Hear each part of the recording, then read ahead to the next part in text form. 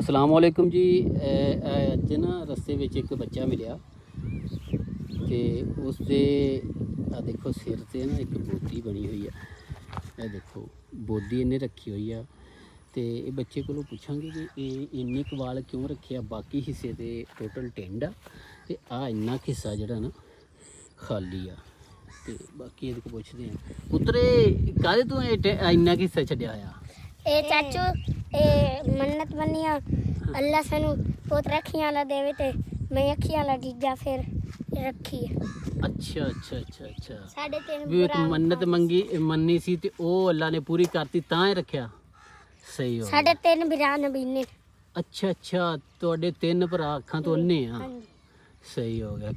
कारी सकलैन नु जानदे ने ਹਾਂ ਜਾਣਦੇ ਹਾਂ। ओंदे कोलू पढ़दे ਅੱਛਾ ਅੱਛਾ ਕਿੰਨੇ नदीम तैर नदीम तैर ਅੱਛਾ ਅੱਛਾ ਅੱਛਾ ਸਹੀ ਹੋ ਗਿਆ। ਤੇ ਤੁਸੀਂ ਦੋ ਭਾਈ ਤਿੰਨ ਭਰਾ ਨਬੀਨੇ ਆ ਅੱਖਾਂ ਤੋਂ ਅੰਨੇ ਆ ਤੇ ਤੁਸੀਂ ਸਹੀ ਆ। एक बहन है छोटी ਉਹ ਵੀ ਅੱਖਾਂ ਤੋਂ ਅੰਨੀ? नहीं ਹਾਂ ਉਹ ਸਹੀ ਹੈ। ਅੱਛਾ ਅੱਛਾ ਠੀਕ ਹੋ ਗਿਆ। ਕੀ ਨਾਮ ਹੈ ਤੇਰਾ? आतिफ आतिफ। तेरा? सफसान सुफियान। सही हो गया। आतिफ और सुफियान।